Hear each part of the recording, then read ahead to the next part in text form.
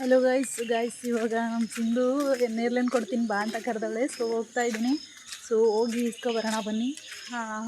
Guys ಇವತ್ತು ನನ್ನ exam ಮಾತ್ರ ತುಂಬ ಟಫ್ ಇತ್ತು. ಅಲ್ಲ ನಾನು ಓದಿದ್ದು ಖಂಡಿತ ಬಂದಿರಲಿಲ್ಲ. ಸೊ ಬೇಜಾರಾಯಿತು. ಹೆಂಗೋ ಮ್ಯಾನೇಜ್ ಮಾಡ್ಕೊಂಡು ಪಾಸಾಗೋ ಥರ ಬರ್ತಿದ್ದೀನಿ. ಸೊ ಯಾವುದೇ ದಿನ ಕ್ವಶನ್ ಬಿಡೋಲ್ಲ, ಯಾಕೆಂತಂದರೆ ಸ್ವಂತ ಓನ್ ಆಗೋದು ಬರ್ಕೊ ಹೋಗ್ತೀನಿ.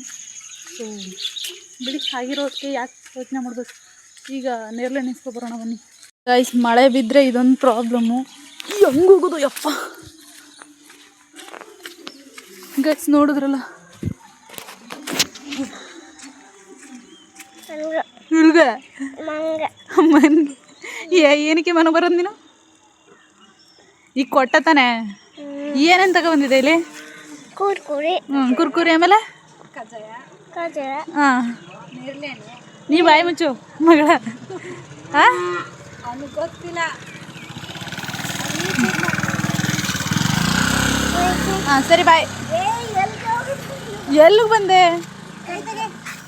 ಕೈ ತೆಗೀಡ. ಅಲ್ಲೆಲ್ಲ ಹೆಣ್ಮಕ್ಳಿಲ್ವಾ? ಎಲ್ಲಿ ಬಂದೆ? ಹಾಂ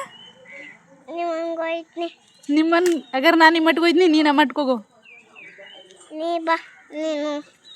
ಬೇಡ ಕಣ, ಹೋಗು ನೀನು. ನೋಡಿದ್ರಲ್ಲ, ಸೊ ಅವನು ಬಿಡ್ತಾನೆ ಇರಲಿಲ್ಲ. ತುಂಬ ಬೇಜಾರಾಗಿದ್ದ. ಈ ಮಕ್ಕಳು ಬೇಜಾರಾಗಿದ್ದರೆ ಮುಖ ನೋಡೋಕ್ಕೆ ಒಂಥರ ಬೇಜಾರಾಗುತ್ತೆ.